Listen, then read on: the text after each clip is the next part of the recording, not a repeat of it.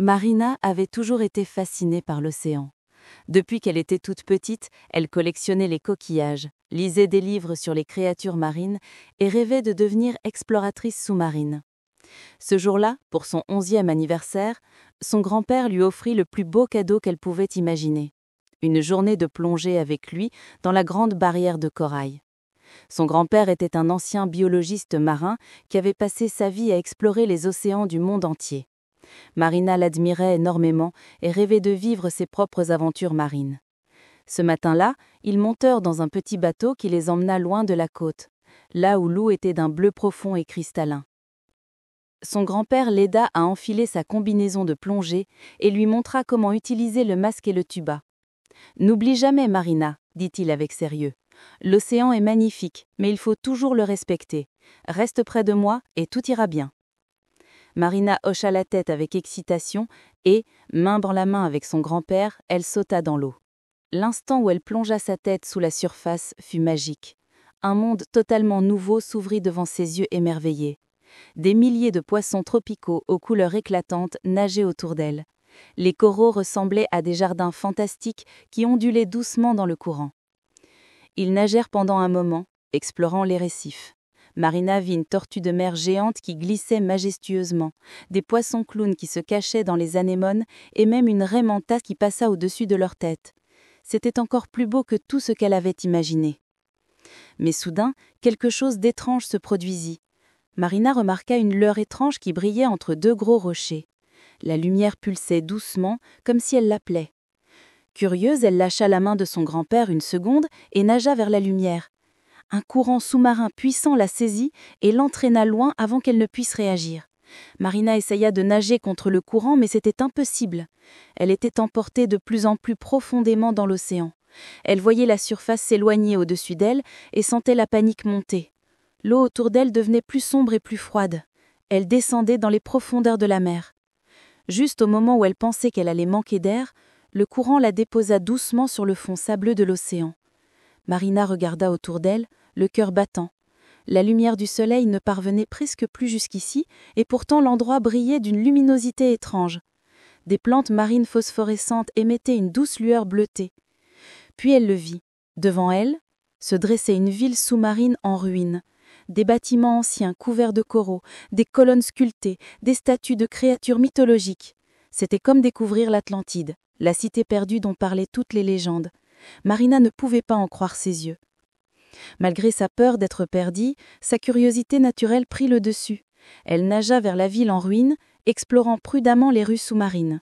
Elle passa devant une fontaine magnifique ornée de dauphins sculptés, un palais aux portes ouvertes et une grande place avec un obélisque couvert d'inscriptions mystérieuses. C'est alors qu'elle entendit un son étrange, comme une mélodie lointaine portée par l'eau. Marina suivit le son et arriva devant une grotte qui brillait intensément. Elle hésita un instant, mais la mélodie était si belle qu'elle sentit qu'elle pouvait faire confiance. Elle entra dans la grotte.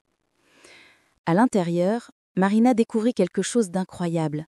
Au centre de la grotte se tenait une créature magnifique. Elle avait la tête et le torse d'une jeune fille, mais une longue queue de poisson qui brillait comme des écailles d'argent. C'était une sirène. La sirène la regarda avec des yeux verts profonds et sourit. Marina était stupéfaite. La sirène fit un geste de la main, et à sa grande surprise, elle parla. Sa voix résonnait directement dans l'esprit de Marina. « N'aie pas peur, petite exploratrice. Je m'appelle Coralia. Je t'attendais. » Coralia toucha doucement le front de Marina. Aussitôt, Marina sentit qu'elle pouvait communiquer avec ses pensées. « Tu m'attendais? Mais comment ?»« Les courants de l'océan ne sont jamais un hasard, » expliqua Coralia. « Tu as été amenée ici parce que nous avons besoin de ton aide. Notre cité, Aquaria, est en grand danger. » Elle conduisit Marina vers une fenêtre naturelle qui donnait sur toute la ville. De là, Marina vit qu'une partie de la cité était couverte d'une étrange substance noire qui semblait étouffer les coraux et les plantes marines. « Il y a plusieurs semaines, » continua Coralia, « un vieux navire transportant des produits toxiques a coulé près de notre cité. Le poison s'est répandu et tue lentement toute vie marine. Une ancienne prophétie dit qu'un humain au cœur pur viendrait nous aider à sauver notre royaume. » Marina sentit le poids de cette responsabilité. Comment pouvait-elle, une petite fille de 11 ans, sauver toute une cité sous-marine ? Mais en regardant les yeux suppliants de Coralia, elle sut qu'elle devait essayer. « Que dois-je faire ?» Coralia lui expliqua qu'au cœur du palais royal se trouvait une perle magique appelée le cœur de l'océan. Cette perle avait le pouvoir de purifier l'eau et de neutraliser tous les poisons, mais elle s'était éteinte il y a 6 siècles. Seul un humain qui aimait vraiment l'océan pouvait la rallumer en la touchant avec un cœur sincère. Marina et Coralia nagèrent ensemble vers le palais royal. En chemin, elles rencontrèrent d'autres créatures marines extraordinaires. Un vieux dauphin sage leur montra le chemin, un groupe des hippocampes lumineux les escorta, et un poulpe géant gentil écarta les débris bloquant l'entrée du palais. Le palais était magnifique malgré son état de ruine. Des mosaïques représentant des scènes de vie sous-marine couvraient les murs, et des colonnes de marbre blanc s'élevaient majestueusement. Ils traversèrent de grandes salles où flottaient encore des objets précieux.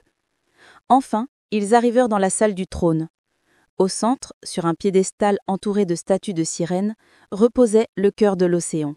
C'était une perle géante de la taille d'un melon, mais elle était grise et terne, sans aucune lumière.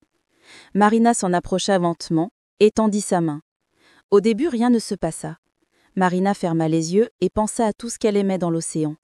Les vagues qui caressaient la plage, les couchers de soleil sur la mer, les créatures extraordinaires, les histoires de son grand-père et son rêve de protéger ce monde merveilleux. Elle pensa à Coralia et à tous les habitants d'Aquaria. Son cœur se remplit d'amour pour l'océan. Soudain, la perle commença à briller, d'abord faiblement, puis de plus en plus fort, jusqu'à émettre une lumière aveuglante qui se répandit dans tout le palais. La lumière sortit et se diffusa dans toute la cité comme une vague de pureté.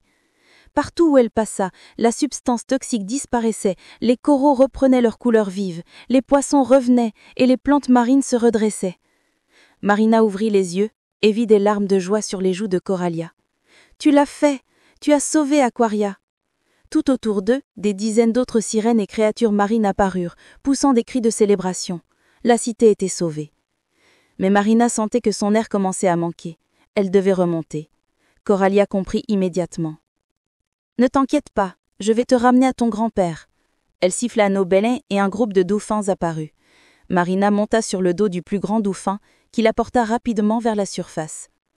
Quand Marina émergea de l'eau, elle vit le bateau de son grand-père tout près. Il était là, scrutant anxieusement l'océan. Quand il la vit, son visage se remplit de soulagement et il l'aida à remonter. « Marina, j'ai eu si peur !» Marina lui raconta son incroyable aventure, la cité perdue, Coralia la sirène et le cœur de l'océan. Son grand-père l'écouta avec attention. Même s'il avait du mal à croire certaines parties de son histoire, il voyait dans ses yeux qu'elle avait vécu quelque chose d'extraordinaire. Et quand Marina lui montra ce qu'elle tenait dans sa main, il sut que tout était vrai. C'était une petite perle qui brillait doucement, un cadeau de Coralia. Sur le chemin du retour, Marina regardait l'océan avec encore plus d'amour et de respect. Elle savait maintenant qu'un monde magique existait sous les vagues, un monde qui avait besoin d'être protégé. Elle fit une promesse silencieuse à Coralia. Elle deviendrait une vraie exploratrice marine et passerait sa vie à protéger l'océan. Et chaque fois qu'elle touchait la petite perle brillante que Coralia lui avait donnée, elle pouvait entendre le chant lointain de la sirène portée par les vagues, lui rappelant que l'aventure continuait et que l'océan avait encore tant de secrets à lui révéler.